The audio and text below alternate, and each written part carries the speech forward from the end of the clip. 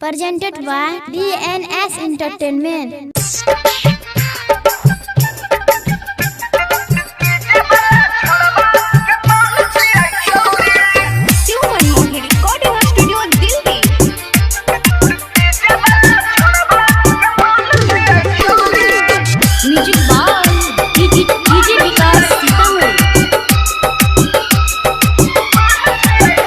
लचकोई छे जब कमरिया ढोरी लागै छै कटौरी लचकोई छे जब कमरिया ढोरी लागै छै कटौरी रे डीजे वाला छौरा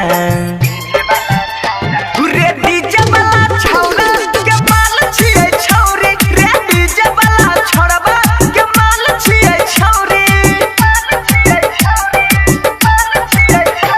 गजबे के महर ठुमका उड़ै छै पैसा कौड़ी गजबे के महर ठुमका लूटै छै पैसा कौड़ी रे डीजे वाला छौरा रे डीजे वाला छौरा के माल छियै छौरी रे डीजे वाला छौरबा के माल छियै छौरी डीजे विकास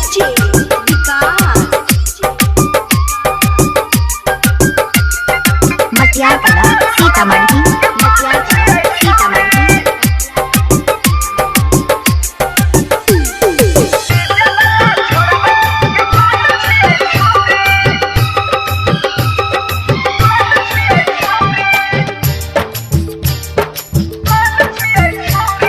केतनो लुटाबै सब नमरी हजरिया डीजे वाला पर छै कर नजरिया केतनो लुटाबै सब नमरी हजरिया डीजे वाला पर छै कर नजरिया मारे के मुस्की करै छै बाबा लहौ छुए ना दै छै अपन गोरे गाल हौ चोली छै पर टाइट जेना छानल कचौरी चोली छै दोनों टाइट जेना छानल कचौरी रे डीजे वाला छौरा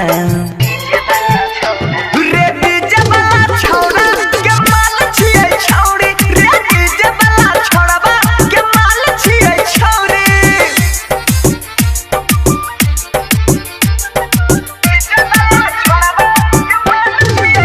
म्यूजिक बाय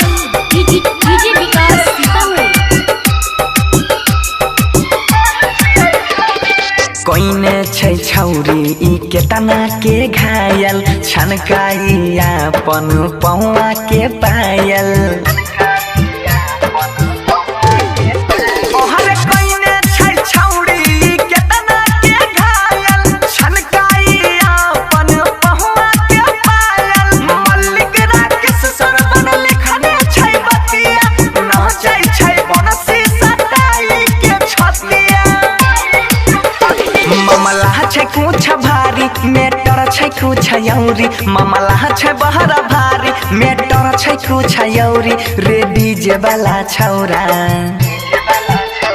रे डीजे वाला छौरा के माल छियै छौरी रे डीजे वाला छौरबा के माल छियै छौरी गजबे के महर ठुमका उड़ै छै पैसा कौड़ी गजबे के महर ठुमका लूटै छै पैसा कौड़ी रे डीजे वाला छौरा